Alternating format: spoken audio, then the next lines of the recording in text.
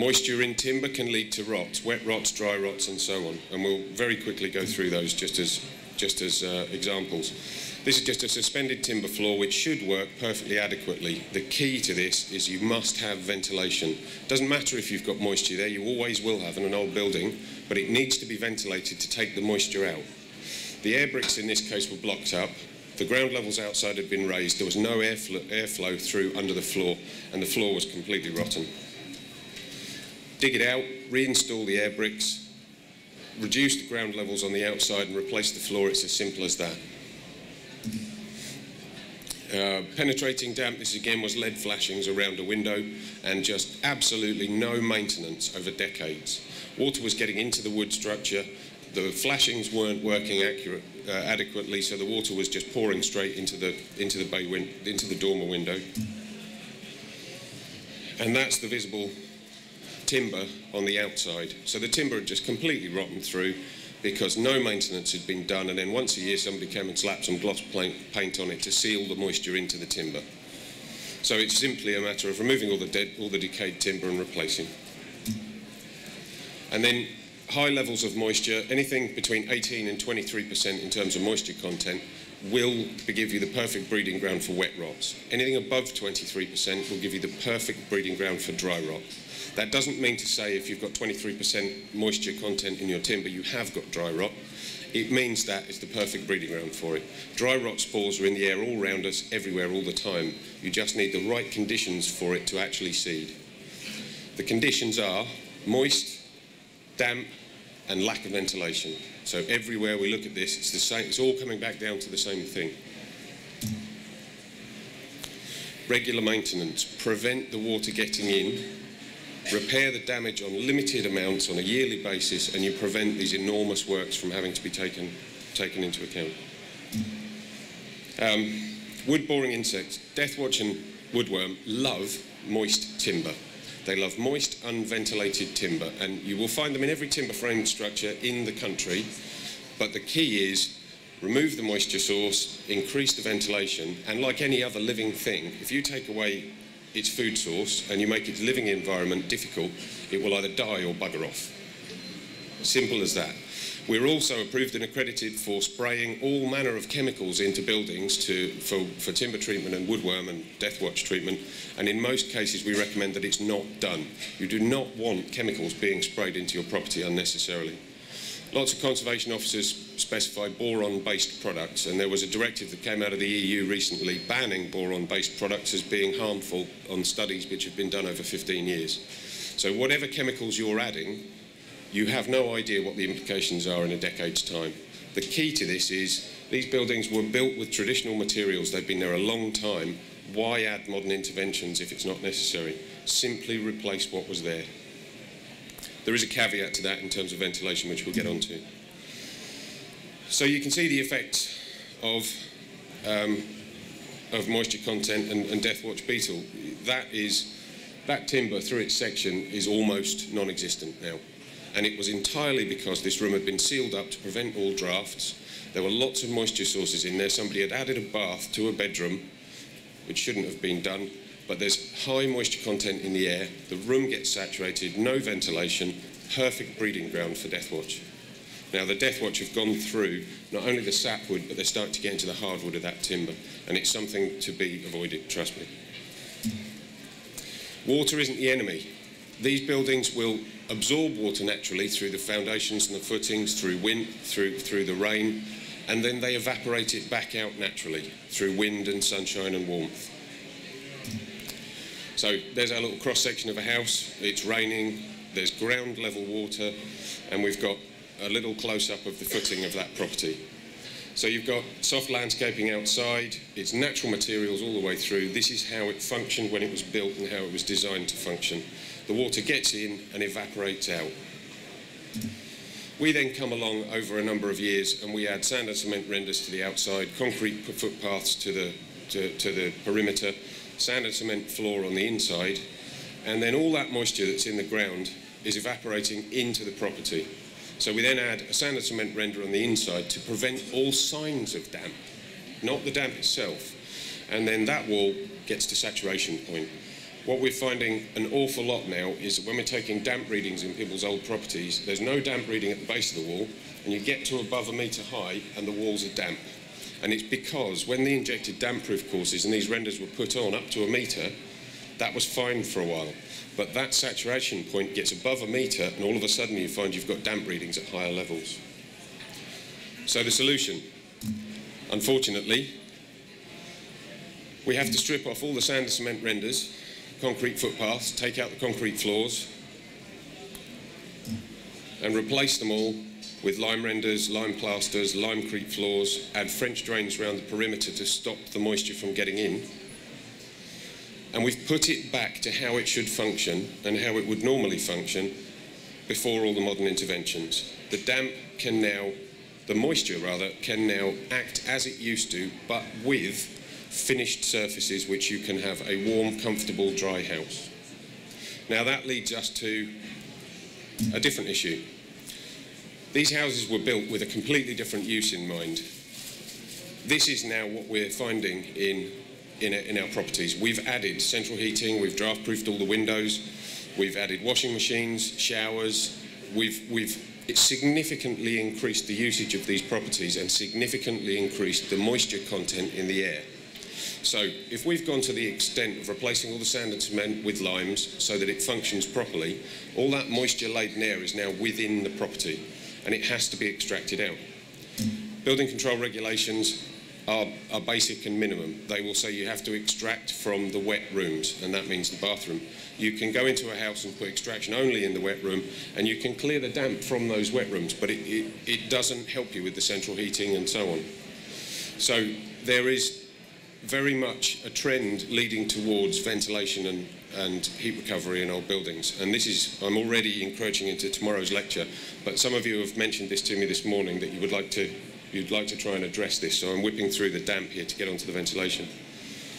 You can add more ventilation, but of course, where you do this and you ventilate out through the bathroom, you're removing all the heat in that bathroom.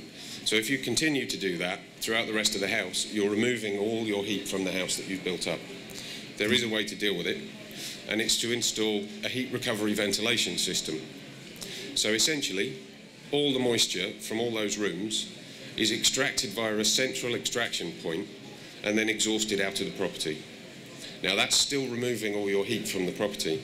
So what we then do is we take clean air back into the property and it's put back in through a heat exchanger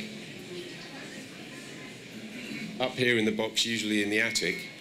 The cold air coming in, the heat is transferred from the moisture-laden air going out, so you recover between 70 and 90% of the heat which you're extracting out of the property. Now, lots of people have said to me that that seems fairly inefficient to only be recovering 70 to 90% of the heat.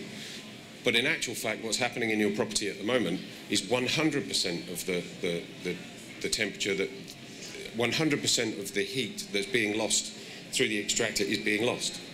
So in producing a system like this and putting 70 to 90% back, you're actually limiting the heat loss to 10 to 30%. A few blank looks, a few nods. And then I've got a little case study for you just to finish off for the last 8 minutes. Where's Mary? This is a case study, the picture of it on the wall over there. It's been in various listed heritage magazines. The owners of this property wanted us to come along and decorate the outside and look at a small area of render on the outside of the building which was blown. This is a sand and cement render on the outside of a timber frame property. We gave them a few warnings that there might be some nasty surprises lurking behind the scenes. And we got there to knock the render off to re-render the outside. And that's what we found. The render itself was all that was holding up the building. The moisture which had absorbed into that structure was being prevented from evaporating out on the external surfaces by a sand and cement render which is impervious and inflexible. On the inside, they'd had a plastic membrane, plasterboard and a gypsum skim which is impervious and only flexible to the point where the boards will crack. So what's happened is the moisture's built up over decades. The timber that you can see in there is deteriorating to a point where it's just a crumbly powder. There is always a number of solutions to these issues. They're always individual, it's always a compromise. Every case is unique, but there is always a solution. The essence is, sort it out now. A few £1,000s now is very much easier to swallow than a few tens of thousands in a couple of years' time. This particular family were very appreciative because we got to the point where we were restoring their house and preventing it from falling on their children. Their £10,000 decoration job turned into a £96,000 repair job, but it saved their property. This had to be dealt with, because the render was all that was holding this up, by taking sections off one at a time, supporting it, restoring it, rebuilding that section, and then moving on to the next section. Now, this is an extreme case. All of these panels were being held there by the render on the back of the wall. The sand and cement render on the back of the wall were holding those brick panels in, because that timber is absolutely soaking. You can take handfuls of that and crumble it in your hand. When we started to take the timber panels out, what do we find? Dry rot. It had been isolated to 4 panels. Usually the situation when you find dry rot is remove everything within a metre of the dry rot so that the spores which have been produced and spread are removed, destroyed, and then you rebuild. If we'd done that in this situation, the whole corner of that house would have gone. So we took this down. This is one situation where we did actually use a chemical treatment because we had no other option. And we monitored it over a period of months before we started to rebuild it again. And then that property was rebuilt in stages throughout its entire length. And you can see the finished article on the board over there.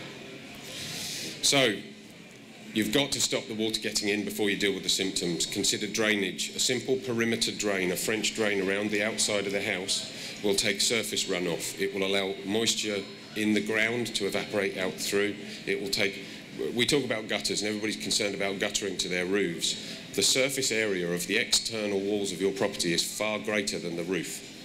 We gather all the water from the roof and we take it away in downpipes and shoot it away from the building. All the water that hits the walls runs down and sits at the base. A simple French drain around the outside of the building will take away all that moisture, and in actual fact would have dealt with all the situations and the damp problems which led to people applying sand and cement renders on the outside, the inside, the concrete floors. Simple French drain would have taken that away and dealt with it.